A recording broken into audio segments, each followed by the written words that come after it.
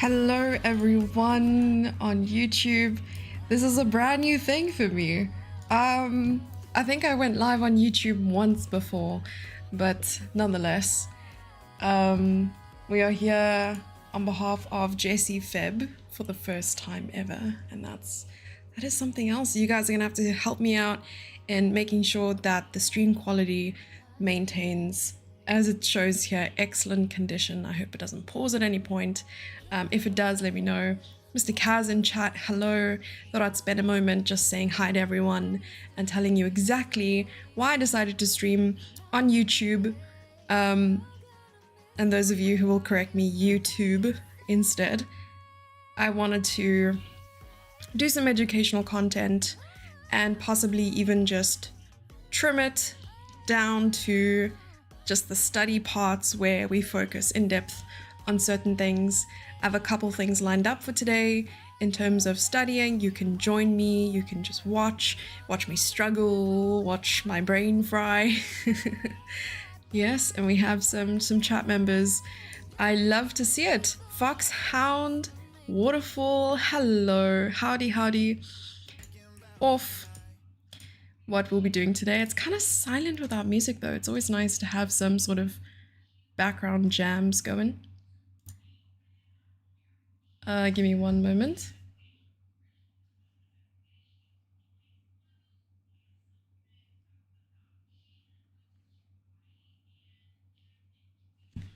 Okay. All right, that's some like nice lo-fi music in the background. Okay, I'm a little bit nervous, but I'm already happy. I'm happy that we get to train a little bit together. I'll be working on my chess. I'll also be explaining what will be happening this January. There's a big tournament called the Cape Town Masters starting tomorrow. And okay, so today I wanted to focus solely on training chess. And what I will also be doing, the big Twitch cushion gives the hint. What's Twitch? Twitch Cafe. Okay, so what we'll be doing today is tackling a bunch of platforms that offer great resources in order to improve our game. And I will be doing it probably at a level that challenges me and yeah, probably challenges you too. Some of you will probably have seen the stuff that I'm doing already because you're really strong chess players. We're going to start with our daily aim chess training. That is something I haven't really kept up with in terms of streak, but we'll start with that. I also want to look at my stats, look at what are the recommended areas in which I need to work. Then we are going to move on to Chess Mood. So I have a yearly subscription with Chess Mood, and we will be diving into that for the first time. I haven't touched it. I've read some of the articles that were written, really well written. It's very relatable, and it's almost like it's a dialogue, or not a dialogue, but rather someone who's speaking directly to you. It's very informal and casual. I think the one article starts with ole, ole, ole, ole, which is cool. And what's nice about Chess Mood as well, oh, this is not an ad. What's nice about Chess Mood is that it does different levels of training. So you could train from like 1100 to 1200 or something like that. And then there was one that's 1500 to 2000. And I wasn't entirely sure if I fit into that bracket or 2001 to higher. And I know that Chess Mood can reach 2000, what a huge milestone. And I was like, imposter syndrome, I'm not going to be touching that yet. Let's start with the 1500 to 2000. And that was a more approachable article, which started with, everyone has a dream of crossing 2000 one day, and that's me. I'm in that boat. Haven't crossed 2000 yet. Hope to do it someday soon. And I know that with consistent training, and whether it be once a week on stream and many other times off stream, it will offer some sort of motivation for us to start. And I think starting is always the hardest part. Okay, so let's get going with the aim chess training. I will probably explain to you exactly what my train of thought is when doing the different or tackling the different topics. I think aim chess handpicks different topics depending on your play, with some topics being the bane of my existence, meaning I dislike it due to the fact that they bring up your past mistakes, and there's a very high likelihood that you are to make the same mistake again. Bear in mind that a lot of the mistakes I do make in my Blitz and Rapid games is in time trouble, and sometimes I just play too fast. So yeah, I'm hoping to slow down and play a better move this time around. But alright, let's get going. Hi, Christomia. What am I doing streaming on YouTube instead of Twitch? Like I said, hopefully reaching a bigger audience here on YouTube, as well as tackling solely educational content. Twitch, I feel like I am on Twitch mostly for the live interaction, that sort of thing. And hopefully here we can all just sit back, relax, and enjoy the show. Yeah. Alrighty, so let's get going with aim chess. I'm going to change the scene in a moment. I realize that I haven't logged into aim chess yet. And now I will.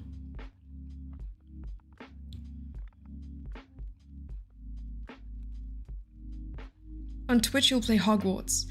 I do have a very beautiful wand here that I will show you at some... Actually, no, I'm going to show you now. It's nice. I love it. This is the kind of distraction you guys want to achieve. It's my magic wand. And it's Dumbledore's wand. So it's like a replica of what they used in the movies, which is quite cool. So it even comes in the box that they have in the books. Okay. And then we have the Dumbledore card.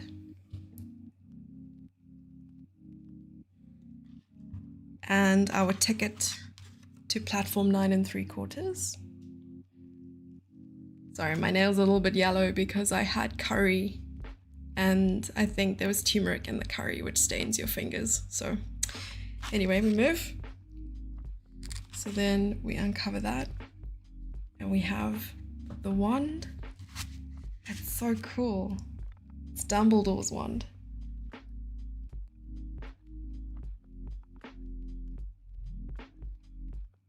And then you just... So cool. I love it. Yeah. There we go. That was a nice little show and tell. For scratching your back, not sure if that is the angle we'll take when using a wand. That's very dear to us. Okay, well, there we go. That was the show and tell over there. Thank you for refraining from making jokes about wands. Okay, so I'm going to change the scene and we will get started. Here we go. Sorry, light mode, I keep forgetting.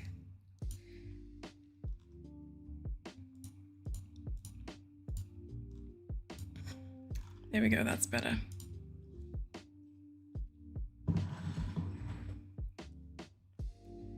Alrighty, so today is the 2nd of January. I still can't believe that it's 2024.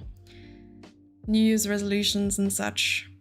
Okay, so today's progress, 0%.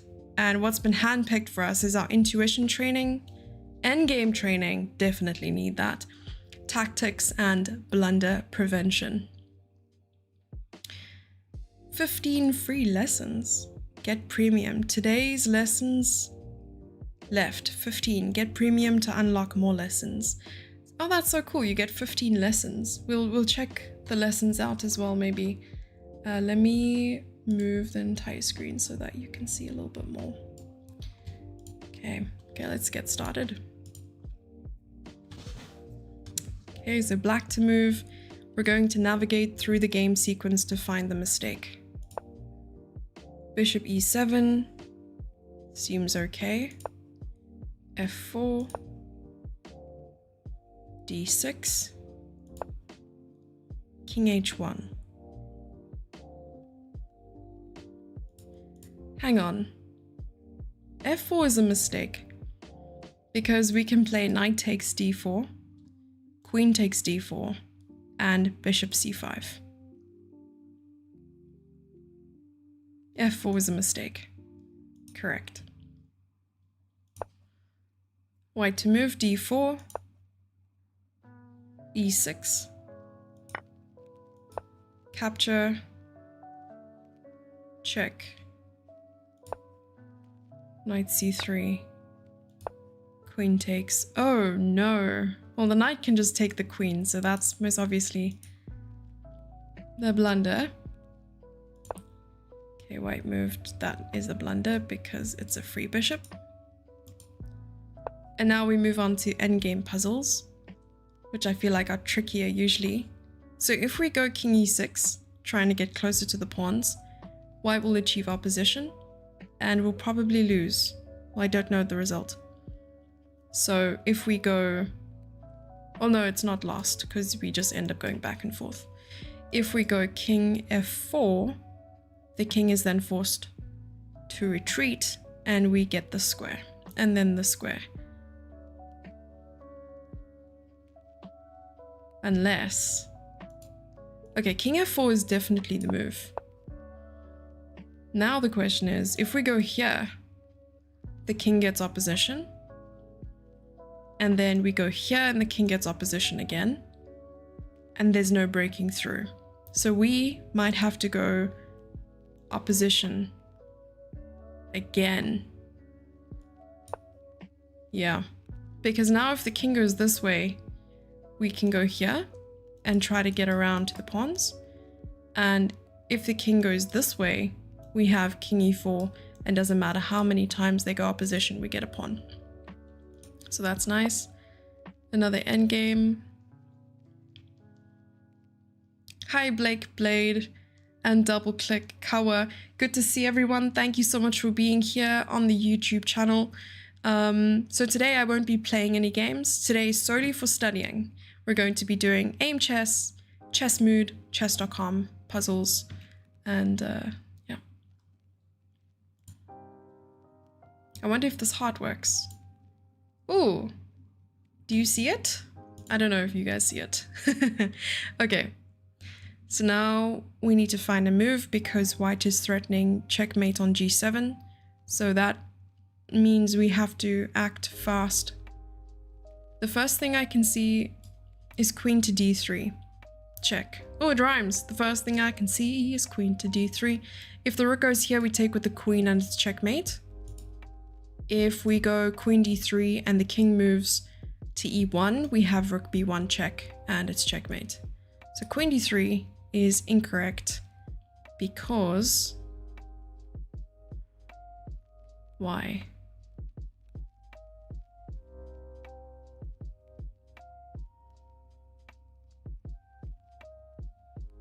I can't see the reason why it's wrong.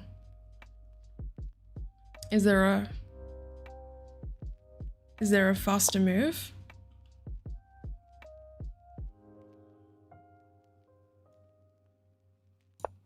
That's also wrong. Maybe rook here first.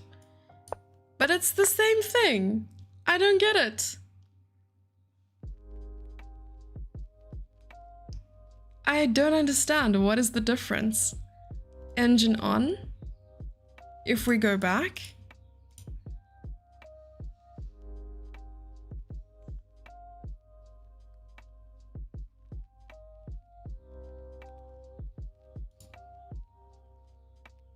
Mason 3. What if we go here? King c1. Ah, okay, king c1. Yes, you're right. My bad. I think I'm going a little bit crazy. Anyway, you guys are right. I'm wrong. Sag. Okay. Next one. All I can see is if we take the pawn, king takes, then we have to go king here. If we push the pawn, they have king c6 and they stop us. Or maybe not. King takes pawn, king takes b5, pawn, king c6. Oh, pawn and the king takes. Okay. So instead, we might have to go king c5 so that we have two passed pawns. And now we can take one of the pawns and try to promote it. Okay, we did it. All right, now for tactics. Tactics are always very difficult.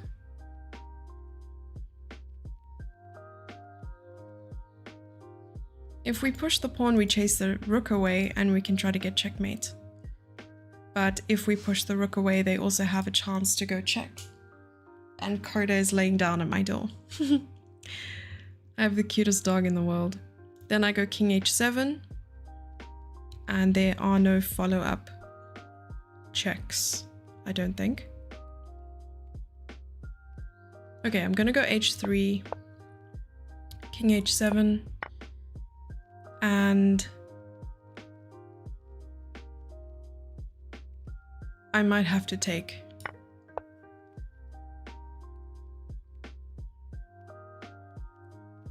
I don't know what to play.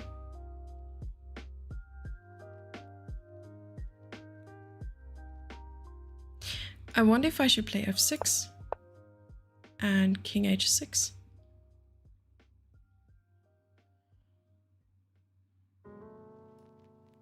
King g6? No. King h6.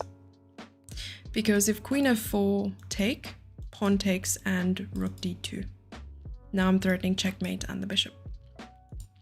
Seems good. Okay. f5. Okay. En passant is forced, right? So I've been told.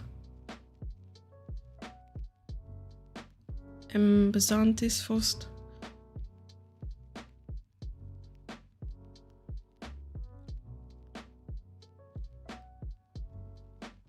If I take, queen takes.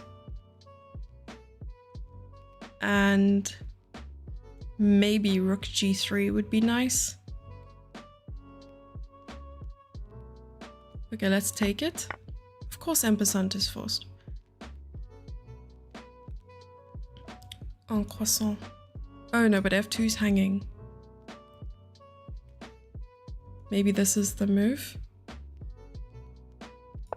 Yes, it is. We got it. 2143 is our new rating. It's so difficult to gain rating on Aim Chess. It's supposed to suck the life out of you. Alright, so we have queen to c5 as an option. Bishop to c4 is the only move. And then we can go knight to b5, which forces the king to go to d3.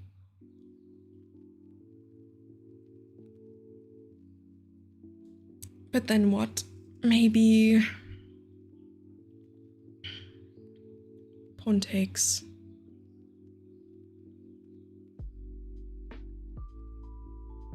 Bishop.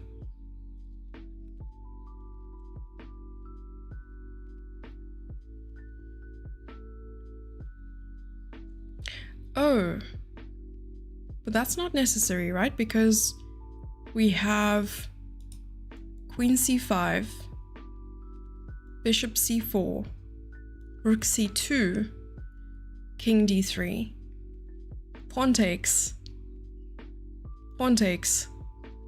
queen takes. That's gotta be it. It has to be. Oh, I got it right. We never get these things right. Okay. Never gotten full score on a training session on Aim Chess. It's like illegal. you get it right? Well, my math teacher always told me that if the problem seems easy, you're doing it wrong. Which gave us a lot of self-confidence. Like a lot.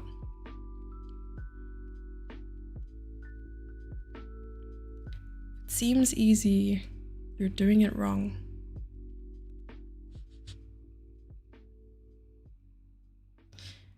We're a lot of pieces down. If I go here, bishop f2.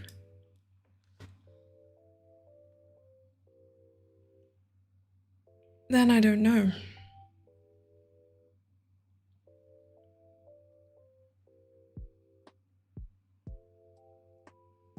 Oh, but then we can take with the pawn. Okay. Well, then the king moved, so there goes our plan. Now we go queen h2 maybe, king f1. Pawn push. And if the king moves, we push again.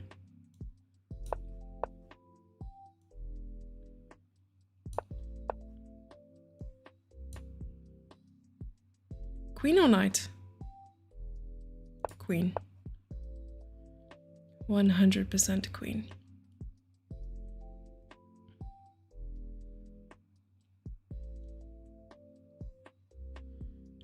Now perhaps check. We're actually getting this right. And check with the queen. Oh, I got it right. Oh my gosh. Okay, probably one more. And then we're done. Okay, now we have to secure a passed pawn. Surely.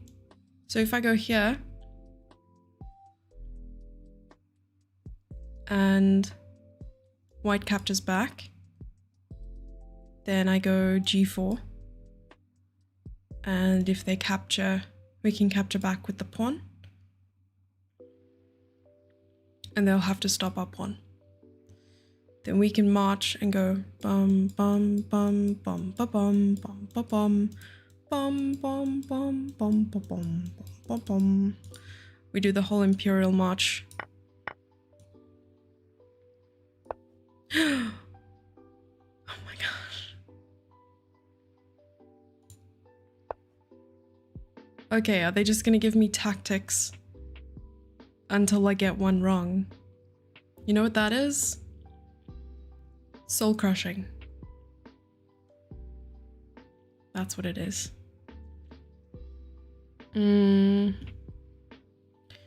Okay, my thoughts are...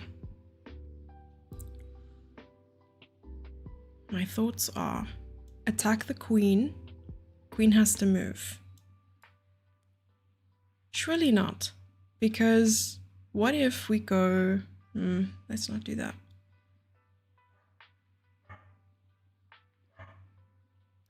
Oh, we can take the rook. But then we're an exchange up.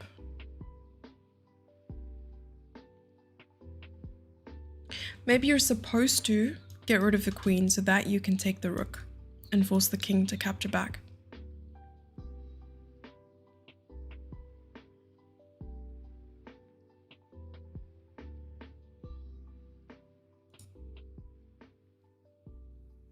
But is that really necessary? There's a fly in my room. Because what if we go take and then queen takes and take? Then, okay, we take the rook. Then we take the pawn. We're threatening the knight. And then we take the knight. And we're in exchange. Up. No way. It doesn't end. I'm telling you right now. There are 50 tactics.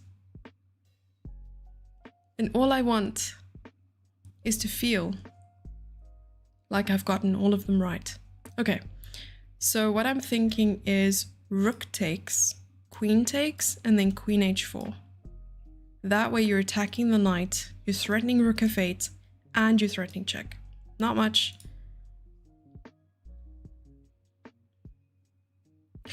Oh no. No, the knight goes knight f. If knight f6, we just take it. So let's take the rook, then queen h4. That's it. That's the whole puzzle. Okay. Blunter preventer. Okay, we've moved on. We've moved on from that. Why the different setup in the room, I mean, when streaming on YouTube? I don't have a different setup. I have exactly the same setup. Yeah. All right. So now we have to pick between two moves. The reason why I don't want to make the board bigger is because of that. Okay, now I can't find the balance. There. I could do this, maybe.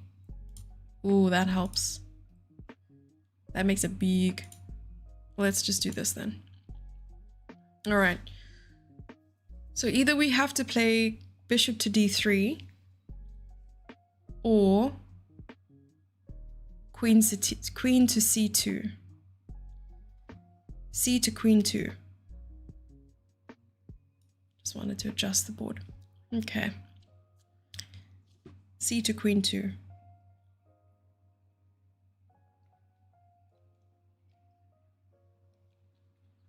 Hi Haas, how you doing? Okay, so let's look at what would happen if we played queen to c2. It removes the queen from any danger from the rook on f8, I guess. It may lead to b5, so you might run into another pin there. Bishop to d3 threatens mate on h7. What can black do? Black can push a pawn. Push g6 maybe. That could be something. The queen would just have to retreat somewhere. I'm leaning towards bishop d3, but then my gut is telling me that there's a reason why queen c2 was mentioned, is because black might have some attacking motives by moving their bishop and creating a discovery attack on the queen.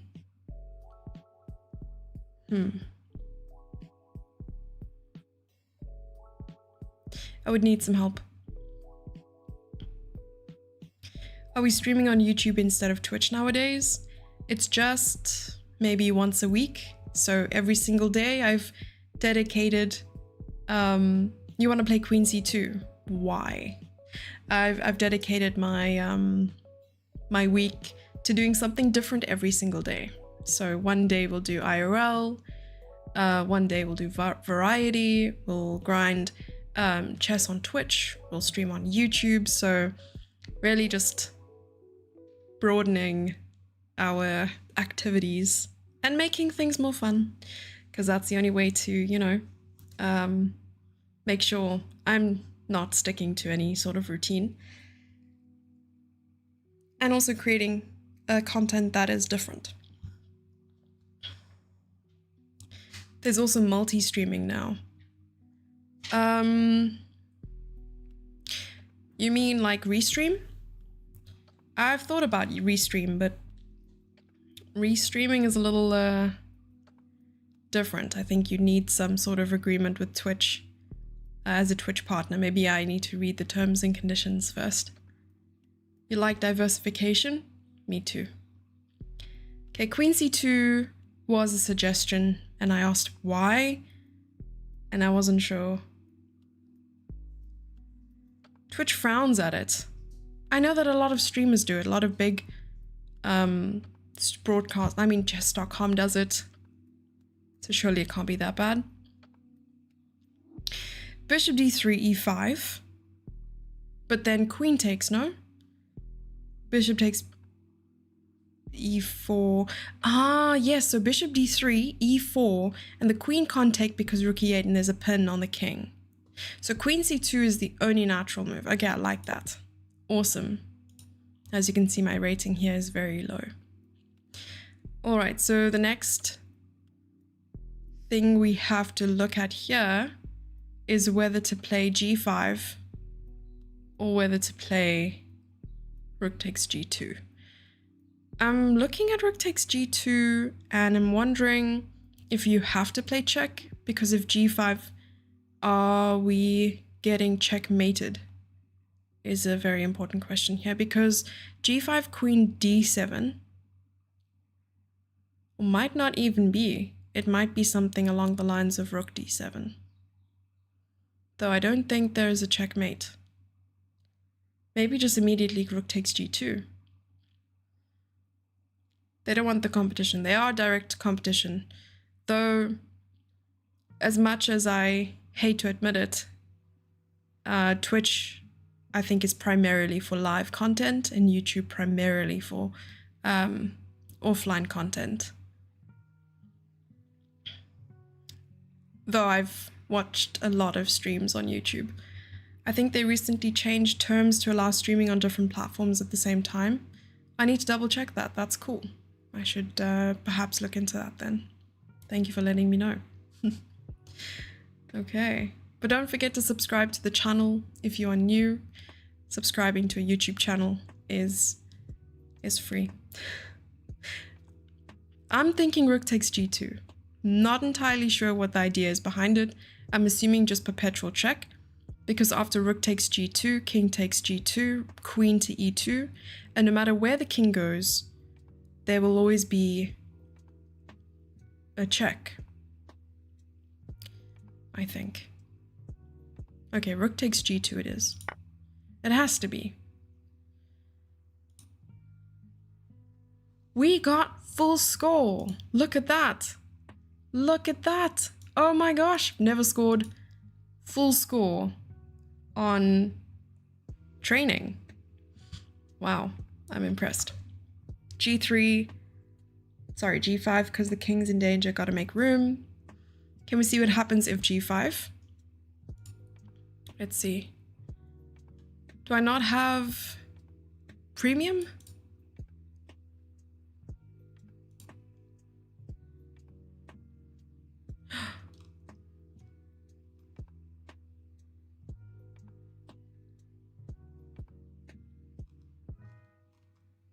I thought I did.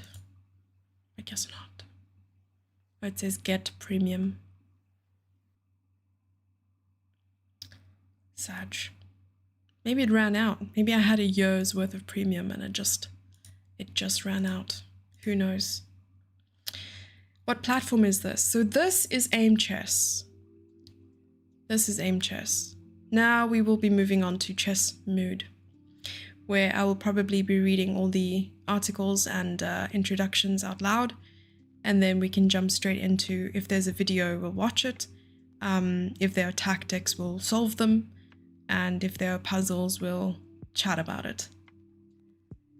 It's January. It is January. Welcome to the new Happy New Year. Happy New Year, yeah. We sack the rookie. Okay, so I can probably try to recreate it, though I'm going to be very bad at recreating it. So if we set up a position, if we turn it around, there was a pawn, sorry, there's a pawn over here, and there was one over here, and black had pawns, sorry, what is going on? It used to be much easier to set up positions. Oh, there we go. So this was the position. The king was over here. The bishop was over, sorry, bishop was over here. Nope. Where was the bishop?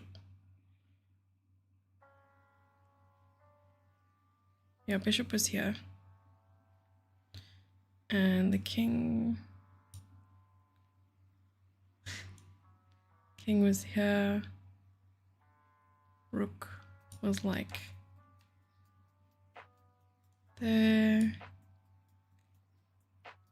And there were like some pawns somewhere in the way.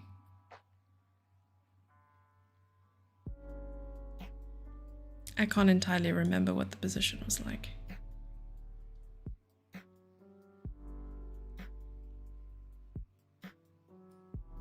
Maybe you guys can help me out. B, yep. You don't know me and she's Jessie January. Oh, thank you. Born in January. Yes, I was born in January. Maybe you guys can help me out. But there was like a reason why. So if, for instance, there was like G5, the queen would have come in and check.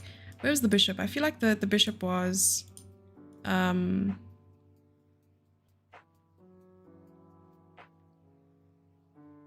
a different square.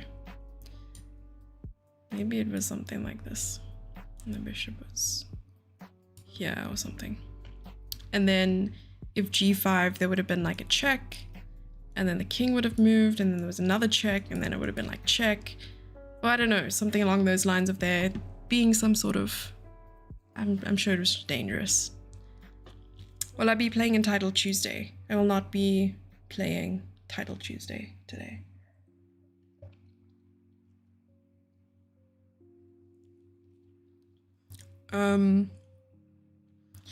Maybe offline, but definitely not on stream. I have some other things I need to sort out today, which I'll be explaining to you later about Cape Town Chess Masters. Okay, anyway, sorry I couldn't explain it well enough. I will definitely try my best next time. Okay. So another cool membership that I got my hands on is Chessmood. And Chessmood, they gifted me a 6-month membership which expires in May. So I will definitely try to use as much of the membership as possible. I've also got a yearly subscription with Chess Dojo, which I will sort out later on in the week or next week so that we could start on it next week. Yeah, we can look at the VOD later. Thank you, Fox. I tried. Okay. So, Chessmood has been developed by Grandmaster Avitek Grigorian and GM Grandmaster Gabi Yazan. Really bad at pronouncing names, but hopefully I did it some sort of justice. There was even, there's a little testimonial. Chessmood was a game changer for me. Not only do I now have a simple and efficient repertoire, but also my understanding of chess strategy improved dramatically. Okay, so I went to my study plan. I clicked on study plan and this is what came up. It says, "Hello friends, I'm GM Avitek Grigorian, the head coach of Chessmood, and I'll immediately answer the first question you might have. What's that plus for?" Even I don't know. Okay, I'm not going to give you what you want. Surprised? Take a deep breath. Instead, I'll give you what you need. You know what I need? That's so touching. It's not just a study plan. It's a chess improvement plan, how you should study chess most effectively and have fun at the same time. So they highlighted this most effectively. Usually in blog posts where I see highlighted words, I often just click on it because I'm not entirely sure where it'll lead me. The game changer question. This will speed up your growth in chess. 5-minute read. We all have to decide what to do with the time that is given us. Probably given to us. J.R.R. Tolkien. Is it useful to watch chess videos on YouTube? Is it useful to solve positions? What about learning to checkmate with a king and queen using pre-moves? Yeah, most probably they are useful, but for fast growth, not for linear, but for explosive growth, you should ask another question. Is it the most effective? BMW or Opel? Okay. Good is not good enough. In the previous example, we assumed you didn't have any problem with cash, but now let's suppose that your max budget is $10,000. Then you shouldn't ask the question, is it a good car or what is the best car? Okay, so this is some sort of metaphorical. Okay, we'll go back to the original article. Okay, I'll not only show you what to study, but also how to study, how often to play, what time controls are best, what should be the balance between playing and studying, how much time you should spend on analyzing your games, how you should do it effectively, and much more. That stands out to me the most because I need to know all those things and more. I've divided these chess improvement plans into 4 categories. For below 1,000 players, 1,001 and 2,500, 1,500 to 2,000, and 2,000 plus. So this was where I was unsure because I was like, is my chess sitting at a 2,000 level and above? Am I going to waste my time if I look at 1,500 to 2,000 material? Until I took a look at the first couple of lines of each blog post or like introduction and realized that 1,500 to 2,000 was the best way to go. So based on where you are at the moment, you can pick the appropriate plan. So look at where your max rating is and go just below that because there might be some gaps in your knowledge. And I know that for myself, for a fact, there are gaps in my knowledge between this. And it's a reason why I haven't reached 2,000 yet. Excuse me. Okay, this is very useful. Actually, I wouldn't say useful, but interesting to look at. As many of you won't have a FIDE rating, or if you do, it will be inaccurate, as you rarely play events. You should choose your study plan based on your chess.com Blitz rating. If you play Rapid, or you play on Lichess, refer to the table below to see a rough estimate of your strength. I thought this was very interesting. If your chess.com Blitz rating is 2,000, your chess.com Rapid is roughly 2,000. But that's the thing. My Blitz is lower than my Rapid. I feel like these two need to be switched around. Then it would be 2,100 Blitz, 2,200 Rapid, kind of, but not really. So I thought, okay, let me stick to this, and this seemed more accurate. I don't play Rapid as much on Lichess. I think the last time I did, I got a peak of about 2,350. And my Lichess Blitz peak about 2,200. So yeah, that'll be interesting to look at. Maybe it falls between one of these 2 categories. So the source is Chess Goals Rating Comparison Table. We use chess.com Blitz rating while recommending courses or study plans, which is smart because perhaps your rating is 1,600, but you're playing at a 1,900 level. You still fall into the same category of what they suggested, but at least you know, according to online ratings where you are playing more frequently than you are over the board, what to base your study goals and study plan on, which is nice.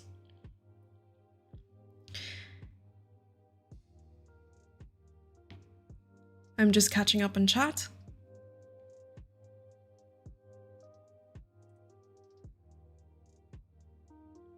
Hi, Smart Sky. Good to see you. Ah, Christomir, thank you. Of course, Smart Sky. Why not? Note number 2, depending on how much time you can spend on chess, your strengths and weaknesses, your goals and other factors, the absolute best improvement plan may vary. So these improvement plans are semi-personalized, and you'll have a great idea of where to start. Feel free to make adjustments and adapt to you. Note number 3, if you're a yearly pro member, please take your 1-1 bonus call with a grandmaster. I think that's so interesting. Imagine you buy membership, you have everything that's already created, And in addition to that, you have like a live call where they'll create a deeply personalized study plan just for you. Like, once again, not an ad, but this is dope. Like, I've always wanted to create something like this. Of course, I'm not at the level to do so. Plus, I have other things going on and I wouldn't know where to start. But this is insane. Like, I'm going to use this. This is crazy. Okay. Note number 4. On what to study, most of the recommendations are based on our courses. For 5 years, we have worked hard to create a place where you have all the material you need to improve your chess. What's nice is they will also be recommending books, and they will also give homework. If you don't have access to our courses and never want to invest in your chess, that's fine. You'll still find lots of helpful stuff on how the most effective chess improvement looks for your level. And you can replace our courses with the material you have. I think that's doable. Hello everyone, good to see you. If you're new to the channel, please consider giving the channel a subscribe, little subscribey boy button. Yeah. Love from India. Well, good to see you.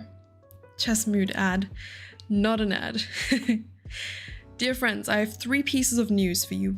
2 good and 1 bad. Oh no. Well, you're supposed to read the bad news first, right? So the bad news is that this... Okay, that seems like a piggyback off the good news.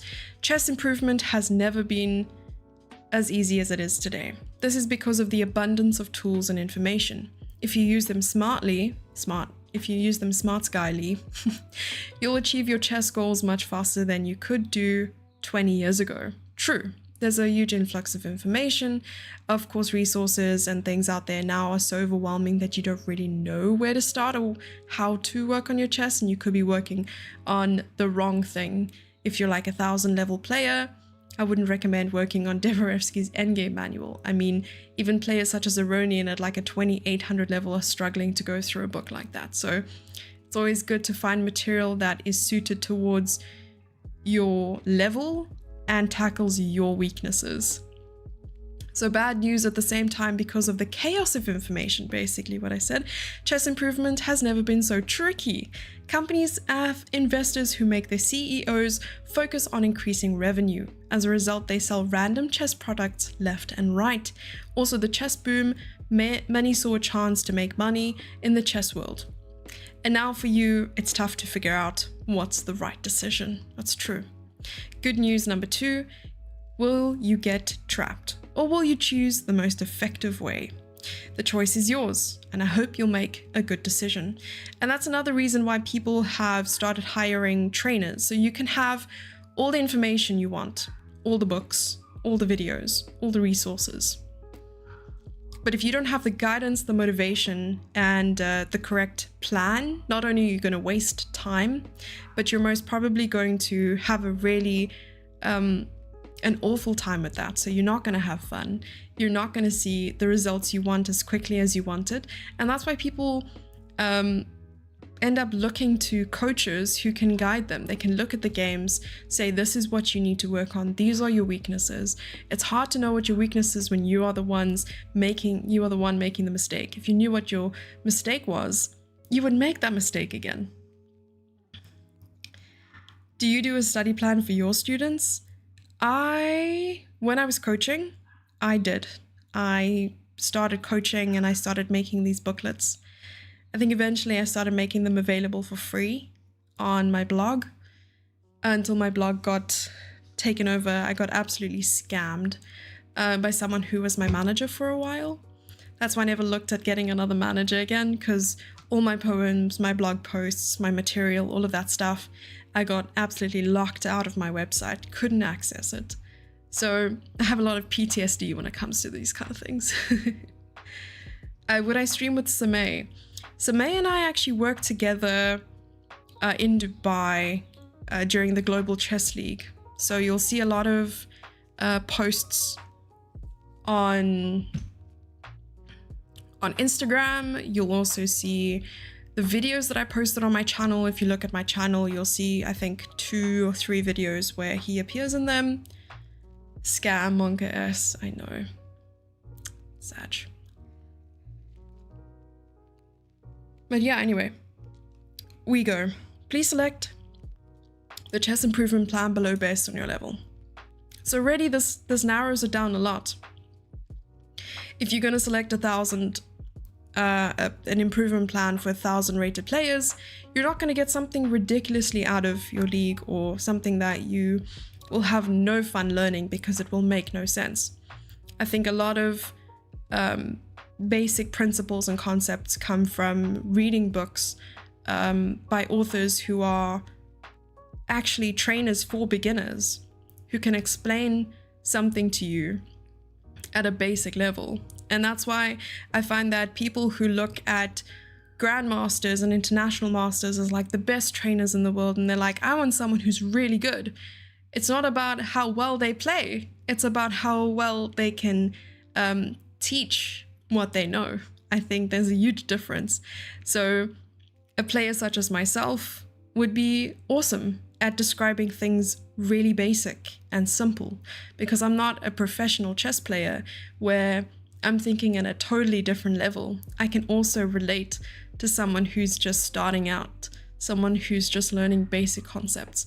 I would understand if a 2300 level player wants to seek help from a grandmaster, because that is the knowledge they lack, the knowledge they need, and sort of the guidance that they'll probably use to get much better. So I am basic. I'm so basic. It's terrible. I never heard about that. Yeah. He even started was it a GoFundMe or a BackaBuddy to do a documentary on chess in my city, like my local town, and it was a project that I initiated. And along with everything that he took, he also took the money that we raised from the GoFundMe, which sucked because a lot of the money came from people I knew and my friends, and all I try to do is send that money back, like get money to pay the people back for what they donated. Yes. Never heard of him again. Reported him.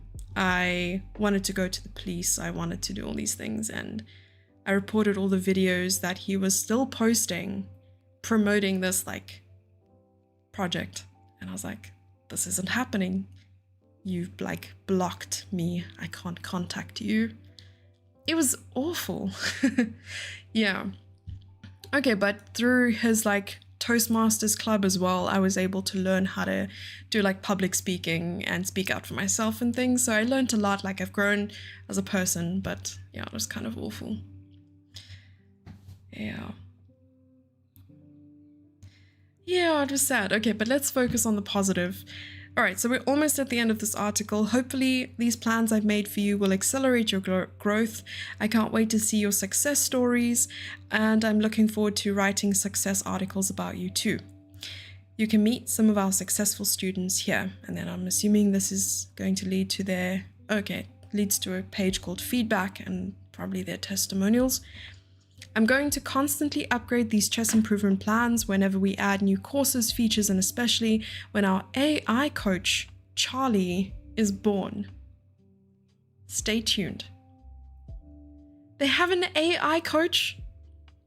Karma will get them. I hope so.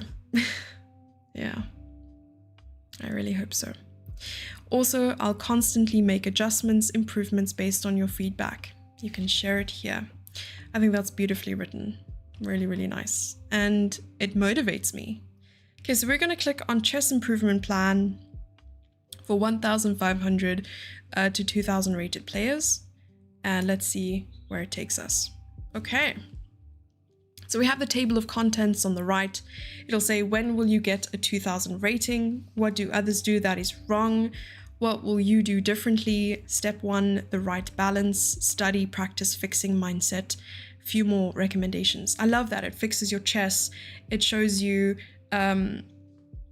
what you need to work on. It will also talk about the psychology of chess. I think no matter how prepared you are chess-wise, nothing's going to prepare you psychologically for sitting in front of an actual opponent, OTB, and playing. Nothing can prepare you for that. People can talk to you about it, people can try to prepare you, but nothing is going to be better than the experience of actually playing and doing it. I think I've seen this recently in a lot of players, and a lot of my junior players as well. They're all confident and, you know, ready when they're training and when we're playing friendly games against each other.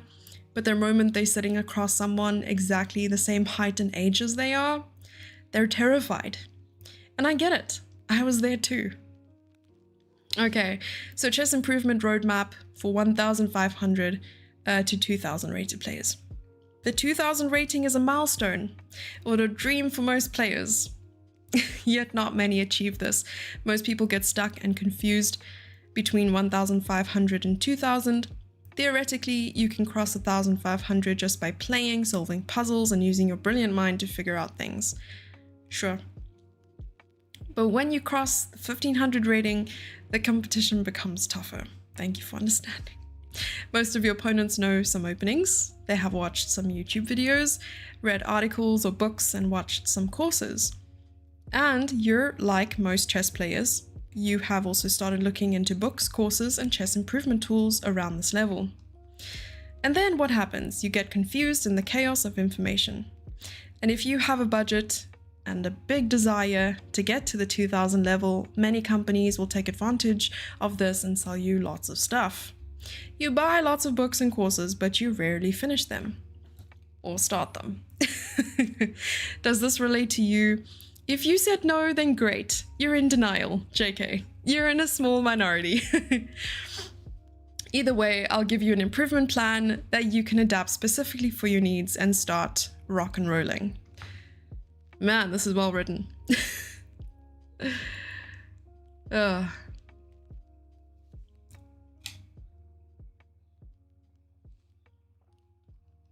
All right. When will you get to 2,000 rating? This depends on how much time you can spend on chess and how accurately you'll follow the improvement plan I'll describe. Unfortunately, you'll not be the first one who achieved it by using this improvement plan, and you'll not be the last. But you'll be in the 1% of people who play chess and get there. What if you never get there? You can sue me. Okay, I have a court case. It has started. It is a Schrodinger's court case. It both exists and doesn't exist. Pending 2,000. What do others do that is wrong? The most common mistakes people make on this level are just playing and never studying. Makes sense, I play all the time and don't analyze my games. Studying too much and not essential things. Playing too little and never really learning what they've studied. Not analyzing their games and not fixing their mistakes. And then they keep repeating the same errors over and over. Guilty. Jumping from one book to another. From one course or website to another and aimlessly wandering, trying to find that magic pull. Sorry, it's the water. While in reality, all that is required is to have the right resources, the right improvement plan, and the right discipline. What will you do differently? These 5 steps maintain the right balance between studying, practicing, and fixing. Study precisely what you need. Know how to practice effectively, correct your main mistakes, and have the right mindset to keep the discipline. Step number 1, the right balance. Please read the following article and come back. It's essential. This blog post says how to get better at chess. It's a 10-minute read. We will skim through it. How to get better at chess, the 3-step formula, and the secret sauce. Oh, the secret sauce. We are about to unlock the biggest secrets in chess. Want to speed up your growth and have more fun? Avitek shares his 3-step chess improvement formula and the secret sauce. Hey Keeb, how you doing? My investor asked me, you have about 100 articles on the blog. Why have you never written about chess improvement directly? All your articles are around it, covering a specific topic, but why don't you have the main article? How to get better at chess? Why beat around the bush? That's a good question, and I was shy to answer. The truth was that I had already been writing that article for 3 months. and I couldn't finish it. I was lazy and I was procrastinating. It was me who put myself in that situation. When I googled other articles about chess improvement, I saw a sad picture with the following problems. Most articles with headlines about how to get good at chess are actually how or what to study, but you'll see soon chess improvement isn't just studying. True. Most of their advice can't be applicable to different levels at the same time, and the saddest part, clearly many of the articles were written by marketers or content writers and not by chess experts. That's also true. We don't pride ourselves in writing all that much. Well, not me so much anymore. As you know, I have PTSD, but then again, I'm just using that as a reason why I should be held back. I should just write again. With the intention of writing, I know I was supposed to be like skimming through this, but we need to know the secret sauce. With the intention of writing the perfect article, I separated it into different categories based on the level of the chess improver, the time they can spend on chess, and their goals. And starting with that idea, I wrote 141 pages. Yeah, that looks like a sad panda right there. And I still wasn't finished. That wasn't an article anymore. It was a book. Didn't know what to do with it. Should I make a book? Yes. Or should I simplify the sections? Well, make a book and simplify the sections. There you go. Every Tuesday morning, we work on weekends and take rests on Monday, so Tuesday is the first working day. I would open an article book with a commitment to finish it that week. But so I just told my investor straight. Because I was lazy, I can't overcome my procrastination. This seems like an article about procrastination and I'm here for it. After a pause, he started to laugh and said, I have never heard such words from you. Also, you wrote 100+ pages and you call yourself lazy. You shouldn't touch that article until you come up with a clear solution. Take a bit of rest from it. I wish I could, but my brain couldn't stop thinking about the article. I was thinking about it when driving, eating. I would even see it in my dreams. That's rough. That sounds like he was plagued by it. The magical sentence and the solution. Ooh, the next week I had a call with one of our most positive chess mood students who had become my good friend very fast. He asked a very similar question. Avitek, why don't you provide study plans to us? I took a deep sigh and, laughing, showed him another 120-page document, which I separated into the same 9 categories. He looked at it carefully and told me something that changed everything. He said, "Don't let perfect be the enemy of good." What does that mean? Don't let perfect be the enemy of good. Someone needs to explain that to me. My brain's too small. After letting me digest it, he continued, "Generally, an okay idea well executed is much better than an amazing idea. Okay executed ideas are great, but the execution is king."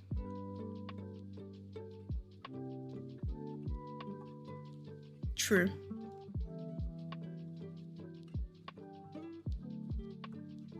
Still, my brain is too small. The next Tuesday morning, I knew what I needed to do. I opened my article book and tried to find what was similar for improvement in every category. Also, I looked at my different careers, how I improved my chess, how I did it with poker. Poker? He plays poker? How I got good at Kung Fu. Oh my god, he's a god. How I became a better coach and I learned different business skills. Everywhere I looked, the same 4 things were there. Maybe I can implement this in League of Legends. I had the formula in my hands, which I'll share with you now. Ready? You can use this in chess and every area of your life. We are ready for the secret sauce. The chess improvement formula is quite simple. Study, practice, fix, repeat.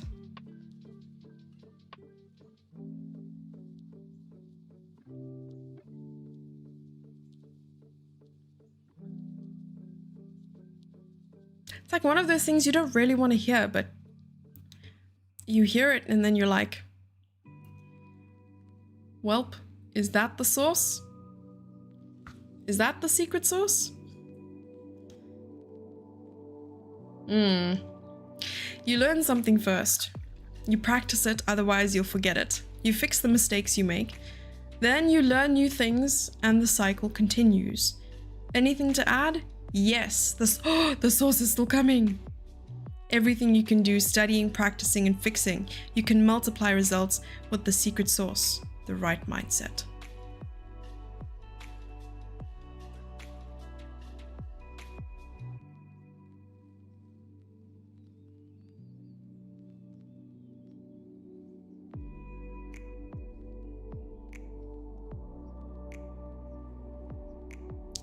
Too psychologically messed up for this. Let's go through the formula separately and I'll tell you how I used it for learning my openings. 1 second. I just want to check. My boss sent me something.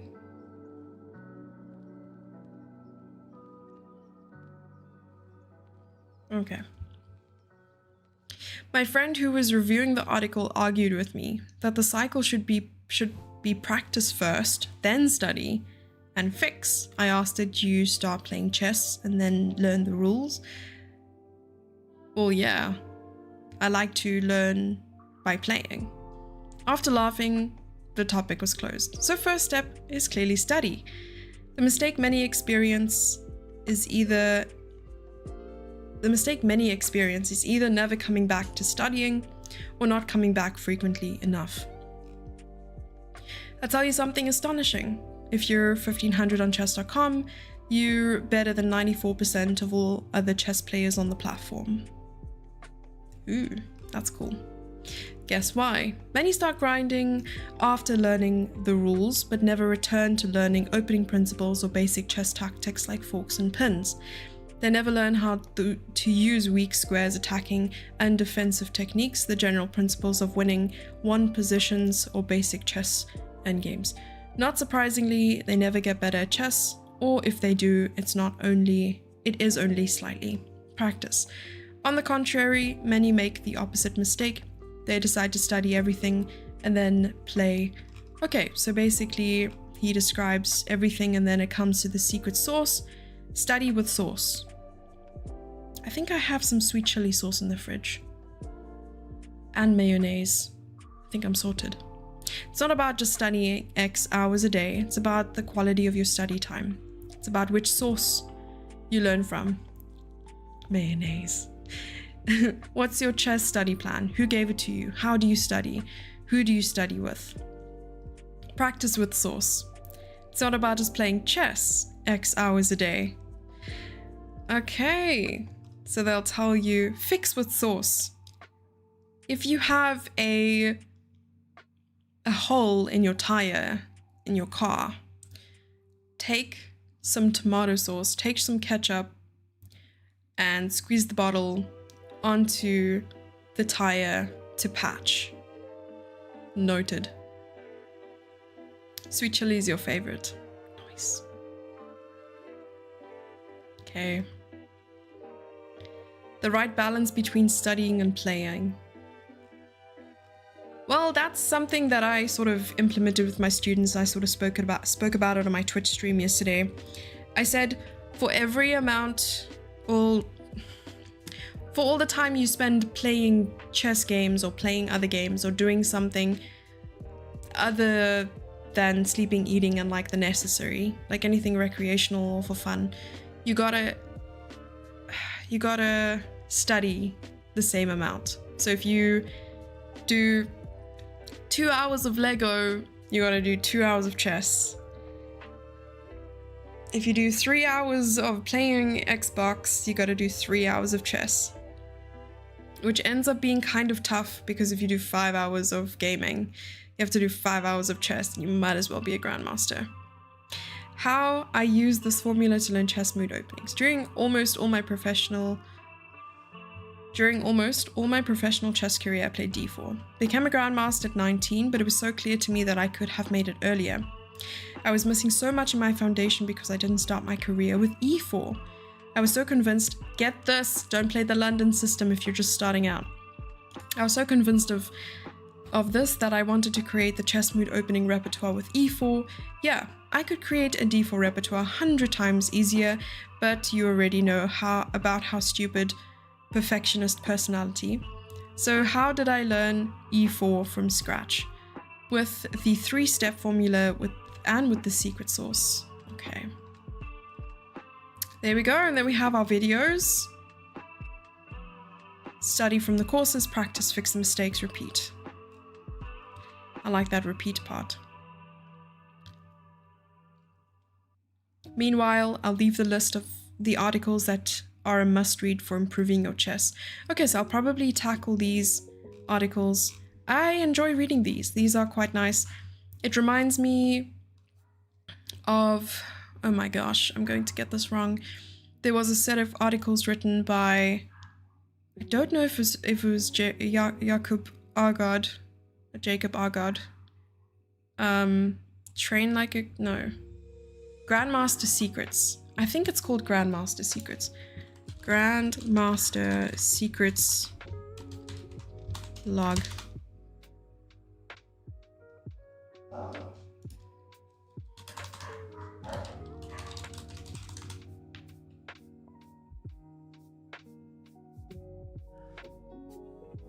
Yeah, it's something called like the Grandmaster Secrets.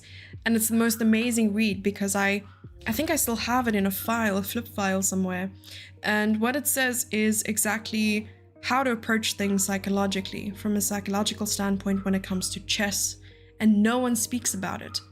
And when I read it, I think I was about 16 years old, I read it, and it just made a lot more sense to me on how to approach things, how to like keep your nerves intact when it comes to playing, even online, like getting yourself to play a little bit more. And it was beautiful, beautifully written. I'll find it at some stage if I remember, and I'll show it to you, but they probably speak about all these here without beating around the bush. Here we go. Mindset, the must-learn skills to skyrocket your growth, detachment, focus on growth and not the result. Ostrich Syndrome and the Tale of Three Grandmasters. This is going to become story time with Jessie. The legal doping. Not sure what that means. Maybe meditation. A 6-minute read about the Ostrich Syndrome and the Tale of Three Grandmasters. Have you heard of Ostrich Syndrome? Through a tale of 3 GMs, you'll understand what it is, how it affects progress, and how to overcome it. It was very hot in the tournament hall. My hotel room was next to a club, so I couldn't sleep all night. That was me during the African individuals. My bed literally shook, and it was like 4 floors above the nightclub. It was horrible. The food was very bad, and I couldn't get enough energy, and many other strange excuses. These are valid, though, I feel like. I feel like it's valid, but anyway, we'll read that at some stage. Okay, so we read this article, and we'll get back to the other ones as well. The Ostrich Syndrome does sound interesting. 16, more than a decade ago. Oh God. Calm down, it was a decade ago. I was 16 a decade ago.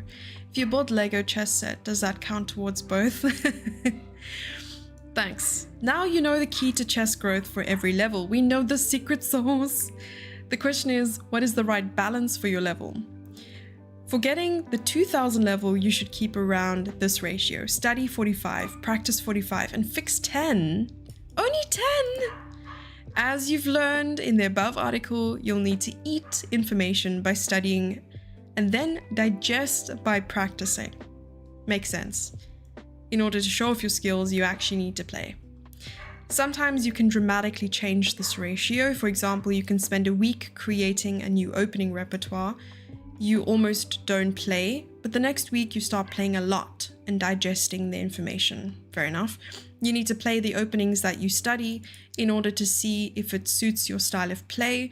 And in addition to that, you also need to know if you are understanding the move order and also understanding the positions you get after the opening, which I think is very important. Identifying a structure you're familiar with helps you create a plan in order to attack, a plan forward. You don't exhaust the time on your clock, and you are also in your comfort zone, whereas maybe your opponent is not. But yeah, anyway, so it might look something like this. Week 1, study 100%, practice 0%, fix 0%. Week 2, this is nice. So if you have 2 weeks to study for a tournament. I would say leave some buffer time, so like 3 days before tournament, don't touch chess at all. But something like this where you are putting in all the effort for your opening repertoire and you're not really playing much and there's nothing to fix because you haven't been playing.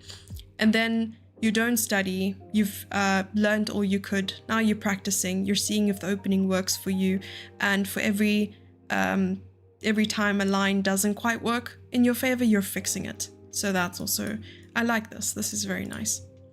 As you play a lot and you learn lots of new things, you'll make lots of mistakes.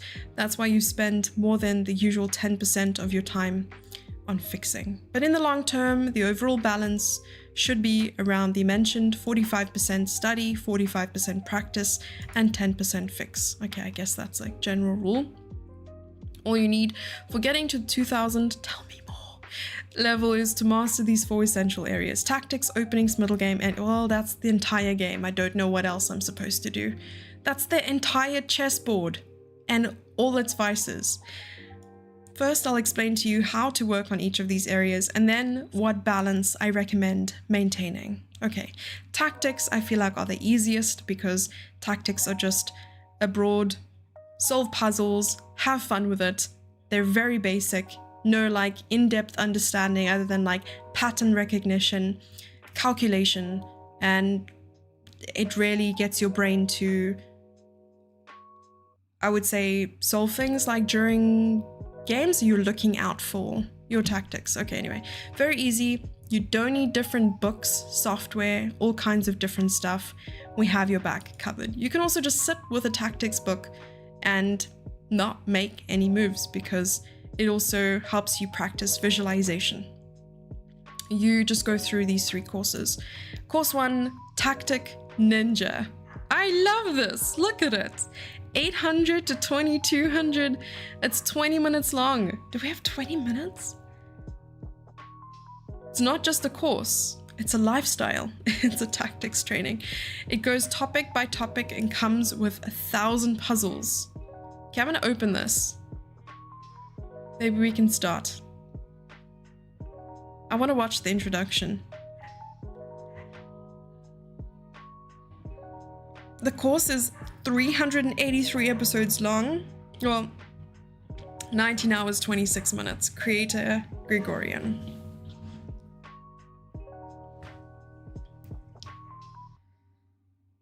Looked at the position from the last puzzle, and indeed the rook sack, then perpetual check was the only way to avoid being mated ourselves. Oh, nice. Okay.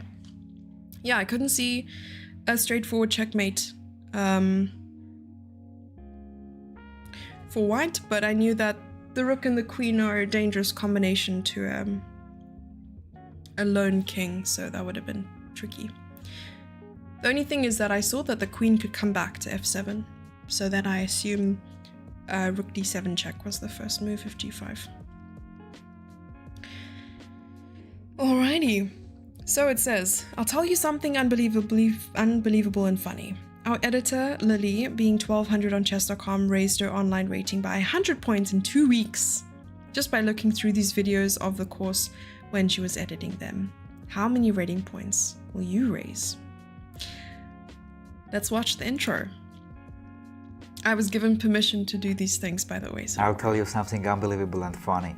Our editor, Lily, being 1200 on chess.com, raised 100 points in 2 weeks just by looking through the videos of this course when she was editing them. How much rating will you raise? Hello champions and future champions, hello ChessMood family. I am Grandmaster Avati Grigorian and I will guide you through an amazing tactical world of chess. Most of the chess players struggle here and most of the games are lost because of missing important moves and opportunities. I'm not an exception and I bet you too. On this course, together with 5 coaches, we have worked for 6 months to prepare for you an easy-to-digest material where we'll introduce you all tactical patterns and how to notice them. I don't like promises, but this time. If you watch this course carefully and follow the instructions, you will notice how your tactical vision becomes better after each section. And at the end of the course, you will be much stronger in chess tactics. Lily raised 100 points just by editing them. How much will you raise if you follow the instructions? Instructions? What kind of instructions? Let's go to the next video and I will explain you how to work with the course most effectively so you maximize the number of race rating points. I wonder if he was using a teleprompter, because that was really well done. And well spoken, well said. But you could see his eyes moving. Alrighty, so let's see. I don't like promises, but this time, see more. Below are the positions from the course. 20 tactical motives section by section. The course is perfect for 800 to 2200. That's quite a big gap, I'd say.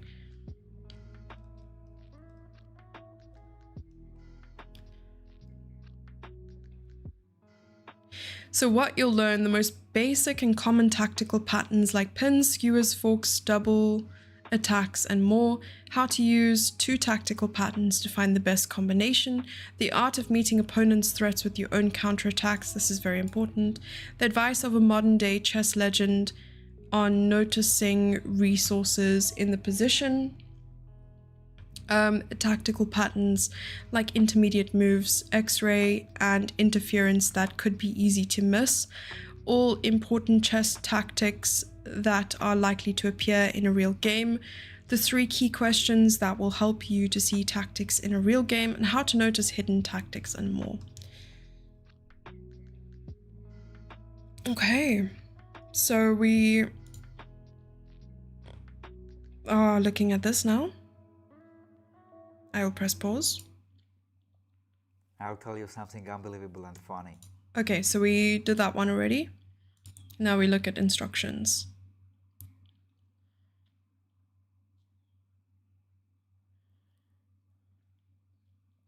Alright, I don't like to ask, but this time I will ask you to follow these 3 key principles during watching the videos.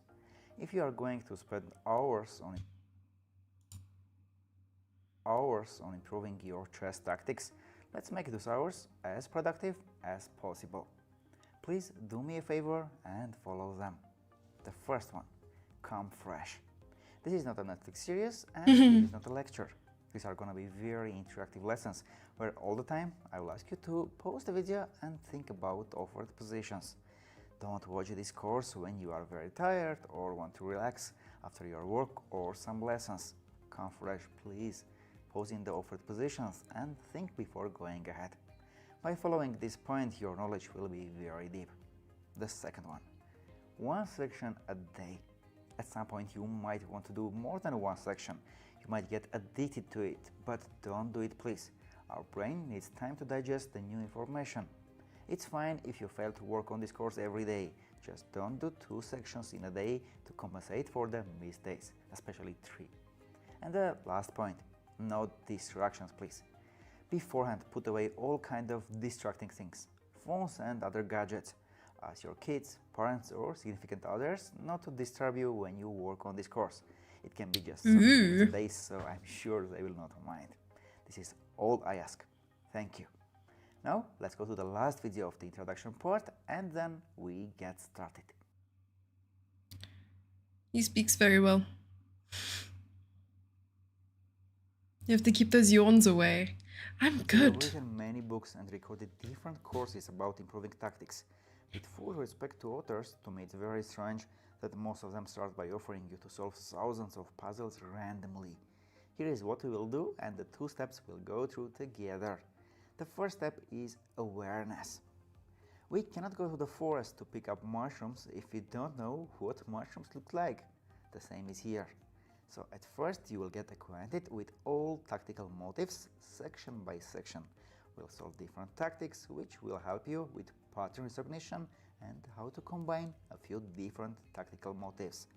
And only after that, after learning all tactical motives, we'll go to the second step which I call sharp eye. During this step, we'll learn how to notice possible tactics and I will explain to you a simple Okay. So then we'll go on to the next one. 2,000 to 2,500 players. This is an introduction for higher rated players, I guess. Champions, this video is for only 2,000 plus rated players. If your rating is lower, you can skip this video. If you still stayed with... Yeah, my rating is lower. Okay, so they talk about introduction, what's pinning and pinned pieces. And what I'm going to do is actually skip over the videos. Just so that those of you who do want to get chess mood, I'm not going to ruin the fun for you. And we'll jump straight to the quiz and we'll try to complete the quiz. I like that it's interactive and you actually have to do the things. But we're going to do the quiz and then we're going to go to killer pin, rook, also pin. Okay, we'll just do all the pins.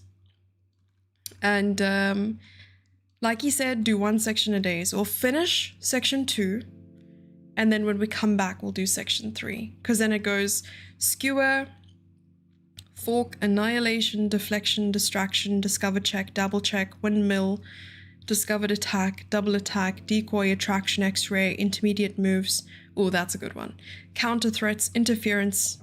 Interference. I'm keen to see that. Blocking, throwing a bomb.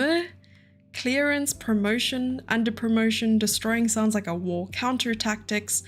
How to notice tactics, the 3 key questions, how to notice hidden tactics, mixed tactics, and of course, our epilogue and attachments. I wonder if the attachments are homework. Oh, there's PGN file. Okay. Well, we'll work on this section only, and then we'll go on from there. Makes sense. Look away, chat. It's only for 200 plus, 2,000 plus. No. Okay, so we know the first move, of course, because it makes it quite easy since we also know what the section name is, which is a pin. So we're only going to be looking for pins. And these are actually basic pins that I would forget to look at. I'm glad we're getting them right. They're going to get trickier. That's for sure. Hope you guys are doing this with me. And if you can find the answer, you can call them out. Or if you're watching this as offline content, you can pause the video to try and solve it before I do.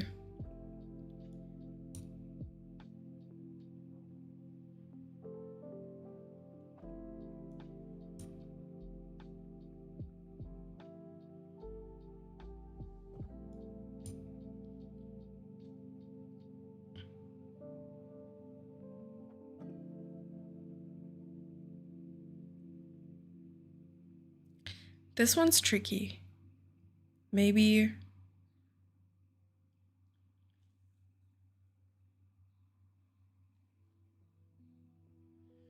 Problem is if I take and the rook takes, it's check. And I lose the bishop, so we might have to go here. Okay, it was the answer. Okay, one more and then it's done. And then of course we play bishop d6. Good job. Hey, they're using friends gifts.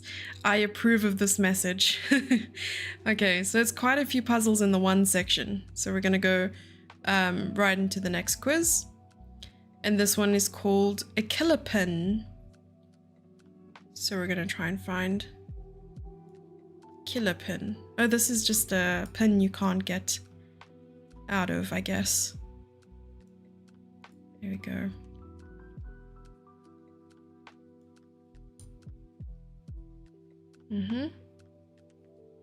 Make it a sense. There we go. Just finding all the pins with our dear bishop. Oh, it continues. Well, we need to still kill the knight, and that will create the killer pin for us. That one had 2 moves. It's a little advanced for me. Okay. It does not end. I'm gonna go here. Okay, that was the answer. It got difficult really fast. Knowing the theme does make it easier. Yeah. It does. There we go, here.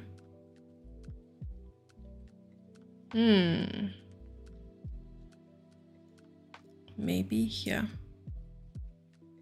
Okay. Again, Joey and Chandler. We gotta give it to them. This one's called a Rook also pins. So Rook also pins. Okay, we'll just create pins with the Rook.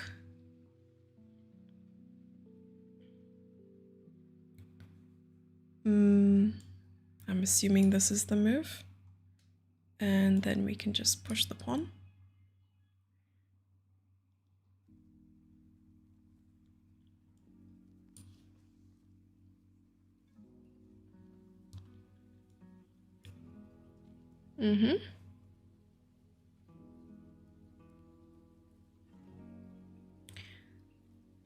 Let's bring the other rook in.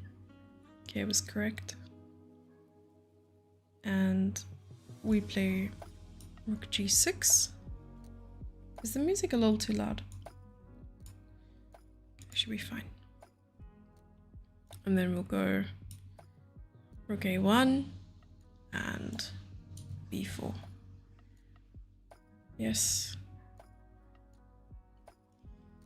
Rook c1 and knight b1, maybe? Okay, that looked right. Okay. Create a pin first. And another one. You never really think about how simple these things are, but they're so important. The queen, why not? Okay, the queen. Well, the queen needs to create a pin. And then we'll just chase the knight. Again, the queen will create a pin. How about g4? Because the queen can take on h5. Excuse me. Bishop a6. I like these puzzles. Oh! What a nice move. And then I'm assuming g5. Yay! Pepperoni and cheese. Is that the one we're going with? That doesn't seem right. This seems more right. Both of them were pins, so it was hard to choose. At least this one we can attack twice, the other one we could not.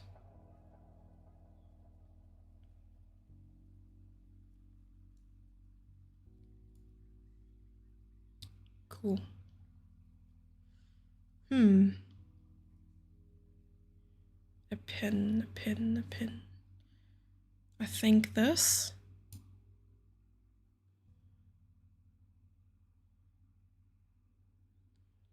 And queen e5. Rook f1. Yay. What happens if we take queen's hanging? So we have to go queen a3. It's right, it's making me tired. Queen a3 again. Yay. Okay, so we've done 4 and we have 3 more sets of quizzes to do. That means we would have ended up doing 70 puzzles in one go. That is a lot of puzzles. I can see why they recommend only one section a day. A double pin, which is knight b5. How are you guys doing in chat? How's everyone doing? Okay. Double pin, knight g5. Another double pin.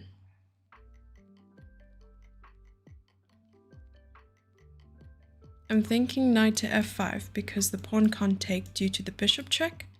The knight can't take because the queen's hanging. So knight f5. Okay. And now maybe knight d5 because if the knight takes, the rook's hanging. The pawn takes, the queen's hanging. So I like this move.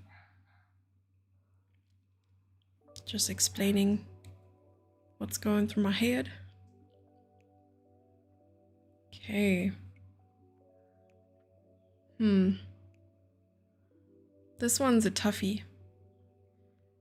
I think knight to d5 because the knight can't move due to the queen hanging and the bishop can't take because of the rook pinning.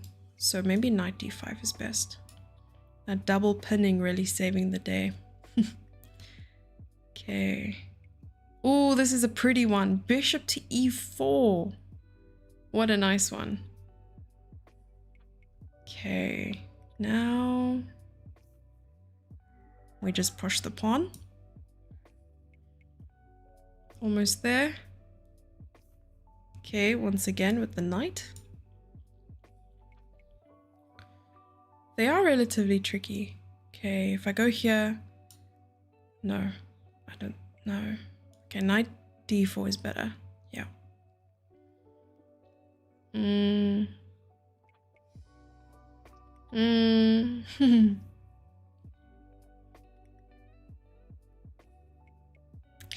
I don't know.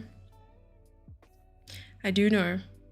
We're gonna play bishop takes c4. That's correct. Okay, 20 more puzzles to go. This one's a cross pin. I'm yet to understand what a cross pin means. I'm assuming you play queen e8 here. Queen e8, where if you take the rook, I'm threatening the queen vibes. This is chess mood, yes. Watching you boost your pinning mastery. Yeah, just like a Boy Scout or a Girl Scout. I'll be getting a pin that says pinning after this. Okay. Oh, this is a pretty one. I think the move is queen to e4. And now you get the queen. Oh, it's so satisfying. I think they gave it to us purely because it's satisfying. Once again, we can play something like rook f1 where we win the queen. Oh, they didn't give it to us there.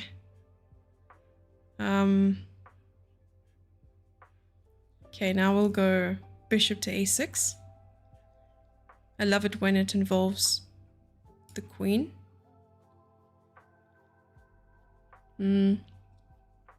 Okay, again, it's another one of these. But I'm getting the hang of it, which is nice. So beautiful. So lavish. So extravagant. So sophisticated. So chef's kiss. It's wonderful.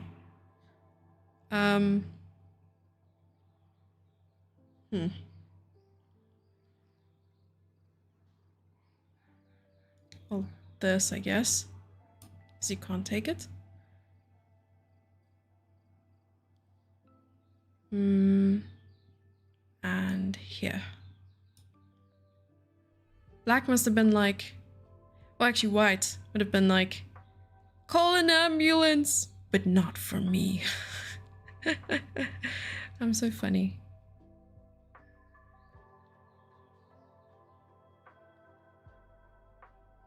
Queen b3, surely. Okay. One more. Okay. We did it. We got him. We got him. And we have a situational pin. With a quiz. Situational pin? What the heck is a situational pin? It's like saying you're in a situationship. Oh, because if the knight moves, I get rook b8 checkmate. Maybe that's a situationship. Makes sense. Good to see your jokes don't change no matter the platform. They stay dry. They're dry and beautiful. And here's our situationship, where if we play queen to d2 and the bishop moves, we have back rank checkmate. So let's go queen d2 and then we can go with the back rank. They didn't even let us checkmate. So mean. So mean. Okay, this one's trickaroni and cheese. No, it's not. Bishop e7. If the rook moves, we go bishop h4. Very nice. Okay. Queen e5 and checkmate. Queen g7. At least that one was actually checkmate. Okay, now we know that back rank is the theme. And we're going for it. Another one. Bites the dust. Another one bites the dust. And another one comes. Here we go, we got it.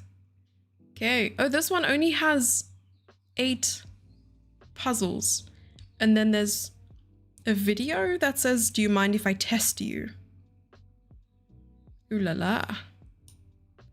I do not mind being tested. What am I being tested for?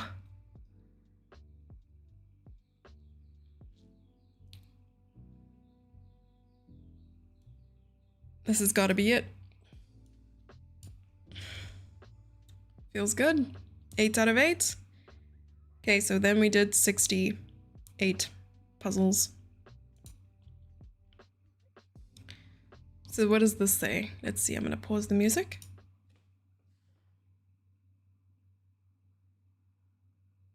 It's a 4-minute video. We've done almost 2 hours. At the end of the section, we will test your knowledge and see what did you learn. I will show you positions, you will pause the video and find it. Let's go. It's white to move. How to play? Okay, pause the video. White to move. I think the move is queen takes f6 because the knight is hanging. The pawn can't capture back. Okay, the g7 pawn is pinned because of our rook on g3. So actually, the knight on f6 is not defended, and we can play queen f6, winning opponent's knight. It's white to play. What to do? Please pause the video and find the move. Okay. So the pawn is being pinned. The queen is behind it. And we can play rook takes e4. Okay, the d5 pawn is pinned, so the e4 knight is not defended. We can take rook e4, this way winning opponent's knight. It's white to move. How to play? Please pause the video and find it. Very, very calming voice. Okay. A pen. Oh, this is a beautiful one. So rook to g4. Pinning the queen to the king. If the pawn takes, queen takes g6 check. And it's over. Okay. Now the f5 pawn is pinned. If f4, we will take opponent queen on g6. Oh, I'm so sorry. We play rook My g4. bad.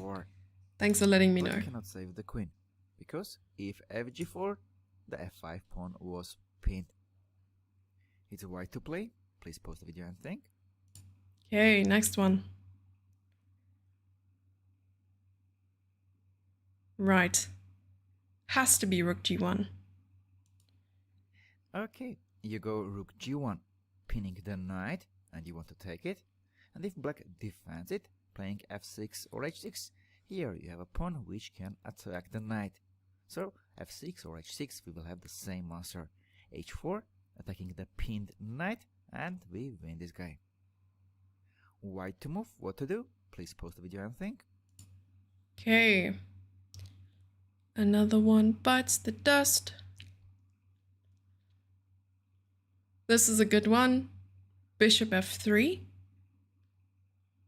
Rook will then come to c2 and c1, putting pressure on the knight because the black rook will try to defend with d6. King will try to come to b7, and this rook will not be able to defend the knight, leaving the knight under-defended. We can take the a6 free pawn, but we can do even a better job. Playing bishop f3, pinning the knight on c6 and attacking. If black plays rook d7, here we have two more pieces which can attack the knight on c6. We play rook c1 or rook c2, it will be the same. We attack the knight, and after king b7 we play rook c2. Or after rook d6 we can play first rook c2, and after king b7 rook c1. Now three pieces attacks the c6 knight, and black has just two defender, and they cannot bring the rook and defend the knight on c6, so the knight will be lost.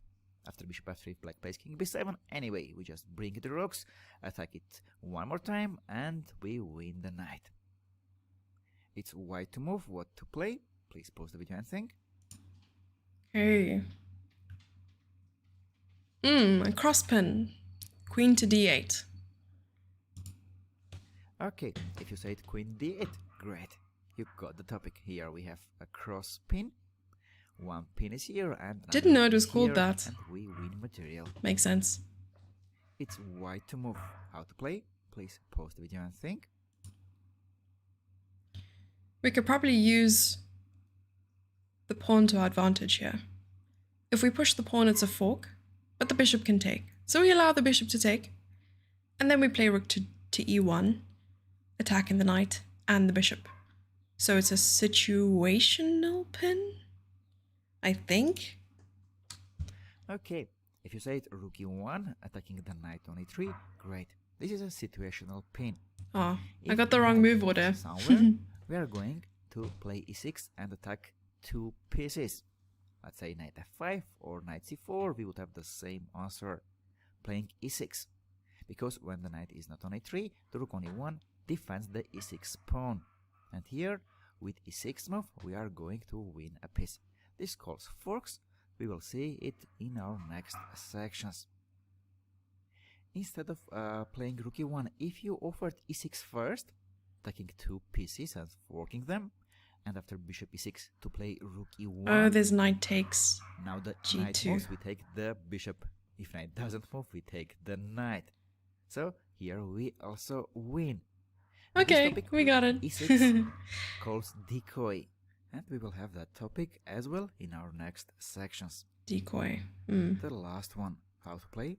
Please pause the video and think. Okay.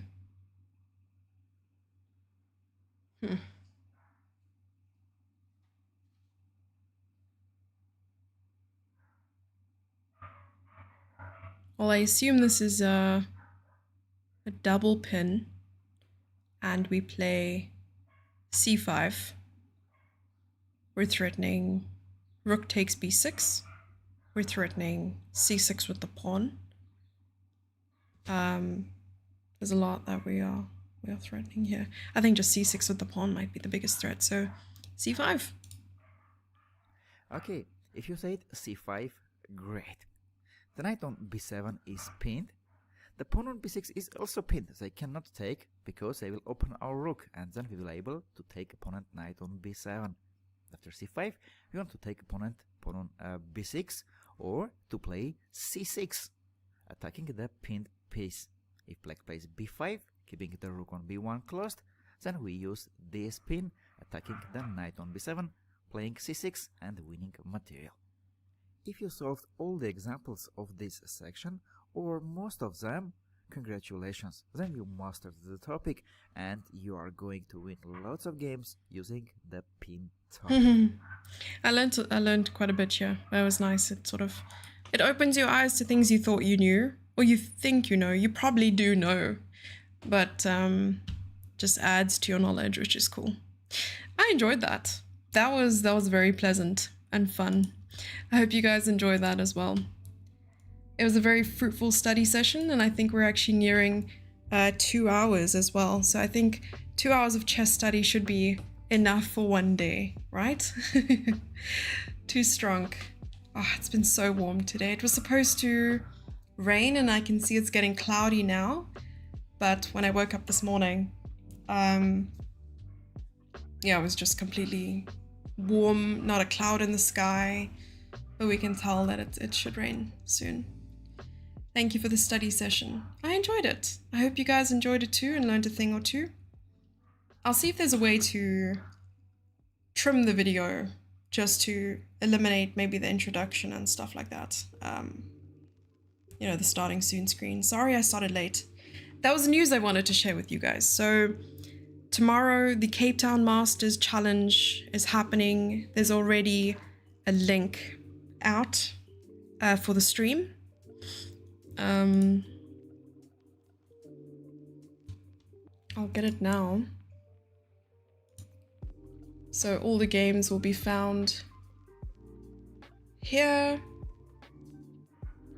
Ooh, hello everyone. I'm reaching out to invite you to participate in the 2024 Puzzle World Championship. Day 1 of the event in the Puzzle Rush high score race. 8 players will advance to day 2, which is a double elimination bracket. In the played in Puzzle Battle, there's a $25,000 prize pool, with everyone in the top 20 on day 1 taking home some of the money. Very cool. I'll read more about that later. But for the tournament, that's the wrong link. Here we go. So those of you who want to see the broadcast and the games tomorrow, it's over here. I'll also put it in the Discord. I received it only, a couple hours ago, so when I started the stream. Crossword puzzles. Yeah, so the news is that I had a big decision to make. I was either going to play in the tournament, and that way I would only be able to broadcast some of the games, maybe have a camera in the hall, and it wasn't guaranteed I was going to be on a digital board, so you wouldn't always be able to see my game. And it's also 2 games a day, which may be tiring, but I also thought about a different angle, which is something I wanted to, well, it's a New Year's resolution, but also a conversation I had with the provincial president of chess here, and that is to broadcast more events, bring to light some of the events here, show you guys the games, maybe even interview some of the players, and really try to commercialize the sport here. I think Cape Town is a perfect place to do so. It takes the pressure of the playing and the broadcasting. That way I get to commentate live from the venue. After games are completed, I can get the players for interviews, and I can set up a camera in the playing hall to see the players and that sort of thing. And I think that would be fantastic. You'll get to... I'll also clip some of the interviews, post them on YouTube, on Facebook, as you'll be able to see some of the South Africa's top players. I'll have some very interesting questions lined up. I'm going to do some research tonight. And yeah, I think it'll be a very interesting 5 days. And I'm excited. I'm thinking about streaming them to Twitch and posting clips then on different platforms. Yeah, I think it'll be fun. There's a broadcast. Nice. Yeah, I set up the broadcast today. I sent them the cloud link. I went to the venue. They seem to be setting things up. I was trying to get a good Wi-Fi connection. That might be one of our biggest struggles on top of load shedding. But if it doesn't work out, maybe I'll start playing from round 2 then. If it does work out, great. I will be broadcasting the entire event from the venue. They've even set up a little room for me. I'll have, you know, the Western Province backdrop, which will be quite nice. And I'll have my own equipment there too. So I'm very, very excited. And hopefully this will be the beginning of events being broadcasted and highlighted in Cape Town and hopefully South Africa. Just, you know, these events are made public in places like Europe, big events, and nothing has been done here. So I want to change that. Yeah, fingers crossed. Thank you. Table Mountain in the background. No promises. No promises, unfortunately. It's being played at a bridge center in Sea Point, so if you stand outside, you might have a decent view of Table Mountain, but not from where I'll be sitting. I'll be sitting in a small closet somewhere, like the 1972 World Championship match between Boris Spassky and Bobby Fischer. But I think that'll be something else. It's the reason why I was taking so long. I was trying to see if it would be a viable option. I am giving up my time, and it's also going to take a lot to get there and back every day with petrol and stuff. But I thought if I set it up and I do this properly, I think it could mean big things for local sponsors and stuff. I'm at least going to try and help. I think it's high time that chess players in South Africa, that there is a light at the end of the tunnel of being able to make a living out of playing chess here. Honestly, it often feels like South Africa is a whole planet on its own. It's difficult to travel and improve and all these other things. I had a very long conversation with the president of the region today, also talking about the possibility of doing training camps and invitational tournaments and reaching out to different brands and companies to see. So this is a start. It's a very small start. Maybe they don't entirely understand fully what streaming is and what could be done, but we have to start somewhere. If it doesn't work, it doesn't work. If it works, yay. Yay. I'm going back into the closet. Totally. Exactly what you think of that is. Yeah. Keep it up. Yeah, I'm gonna try and... Well, Beck I think is back from the UK. I don't know yet. I need to double check with her. I'm going to try and lure her to this side of the world, and maybe she can join me for commentary for a little bit at the venue, and then we could go and have some lunch somewhere after the games. But it would be nice to have her join us. There's also someone else in the chess world who is also a streamer, not from South Africa, who does stream chess, who will be visiting South Africa very, very soon in the next few days. They'll be here. I don't know if you guys know yet, so I'm not going to say anything. You can make your guesses. It will be made public. I think they will be posting about it on social media at some stage. But it will be nice to see them. And hopefully they can also come make a guest appearance somewhere. We can do some content together. Secret streamer. You don't know who it is, nor the gender of said streamer. You'll never know. Can we get a FIDE title for a hint? No.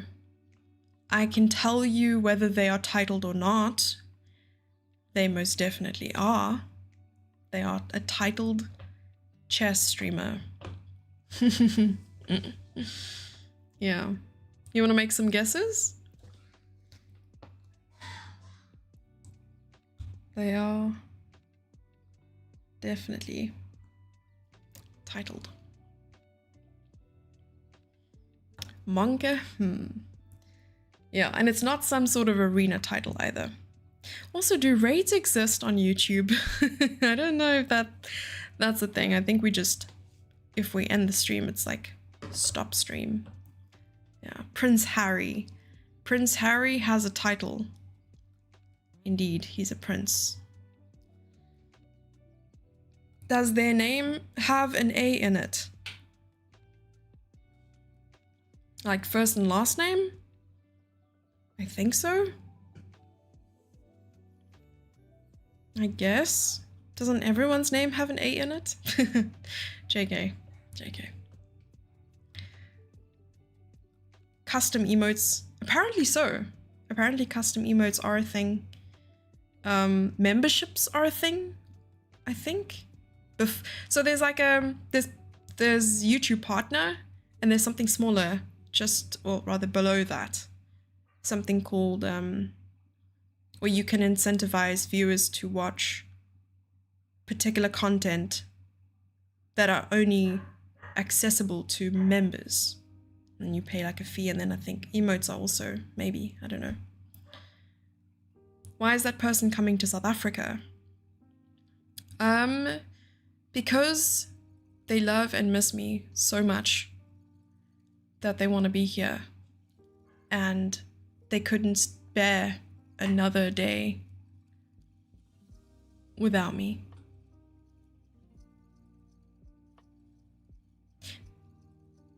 Yeah, that's it.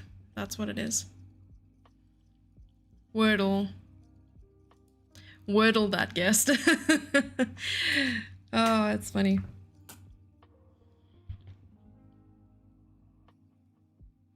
Maripant. I wish Maripant was coming here. Sadly, not yet. Sounds like the camel wife. No, Rebecca is here already, I think. I need to double check. I'm talking about someone from outside of South Africa. Apparently all names have an A. Erica Rosen. I'm gonna love and leave you guys in suspense. But yeah, I